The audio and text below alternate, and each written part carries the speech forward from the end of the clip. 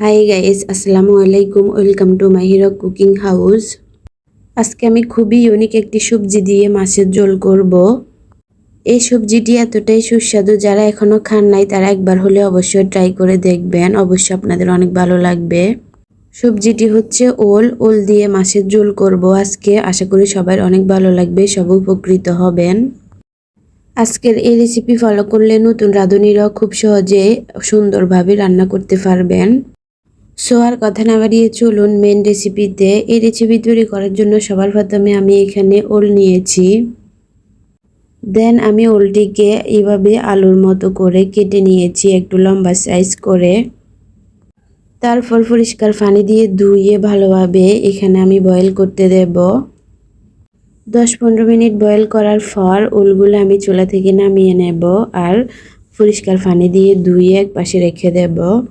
তারপর এখানে আমি মাছ ভেজে নেব। মাছ ভাজার জন্য এখানে আমি হলুদ, মরিচ, লবণ দিয়ে ভালোভাবে মাছের সাথে মিক্স করে তারপর গরম তেলে মাছগুলা ফ্রাই করে নেব। তারপর এখানে আমি একটা পাত্রের মধ্যে কিছু পানি আর পানির মধ্যে 1 টিস্পুন হলুদ, 1 টিস্পুন লাল মরিচের গুঁড়ি, 1 টিস্পুন জিরা ধনিয়া আর স্বাদ মতো কিছু লবণ ভালোভাবে মিক্স করে রেখে দেব। আমার মাছ ভাজা কমপ্লিট। এখন আমি মাছগুলা উঠিয়ে রাখবো।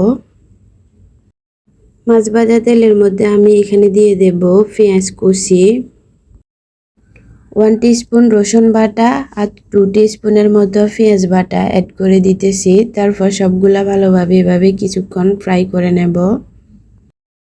এখন দিয়ে দেব আগে থেকে মিক্স করে রাখা মশলার মিশ্রণগুলা দিয়ে এভাবে কিছুক্ষণ কষিয়ে নেব। 5 মিনিট মশলাগুলো কষানোর পর মশলার উপরে যখন তেল বেশি উঠবে, এই পর্যায়ে আমি দিয়ে দেব আগে থেকে সিদ্ধ করে রাখা ওলগুলো দিয়ে মশলার সাথে ভালোভাবে নেড়ে চেড়ে কিছুক্ষণ মিক্স করে নেব আর কষিয়ে নেব।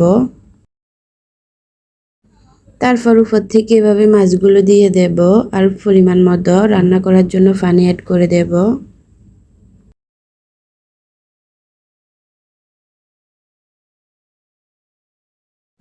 এখন ঢাকনা দিয়ে ঢেকে 10 থেকে 15 মিনিটের মতো কুক করে নেব।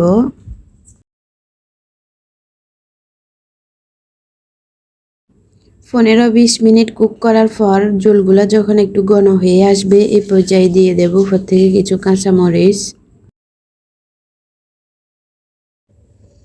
তারপর দিয়ে দেব কিছু ধনিয়া পাতা আর এইসব দিয়ে আমি আরও 5 মিনিট কুক করে নেব। 5 মিনিট পর চুলাটা বন্ধ করে রান্নাগুলো নামিয়ে নেব আর গরম ভাতের সাথে পরিবেশন করব। এই রেসিপিটি অনেকটাই সুস্বাদু, যারা এখনো খান নাই তারা একবার হলেও ট্রাই করে দেখবেন। খুবই টেস্টি একটি সবজি, আশা করি সকলের অনেক ভালো লাগবে। তো আমার রেসিপি কেমন লেগেছে অবশ্যই কমেন্ট করে জানাতে ভুলবেন না। ভালো লেগে থাকলে ফলো এবং সাবস্ক্রাইব করে রাখবেন। আল্লাহ হাফেজ।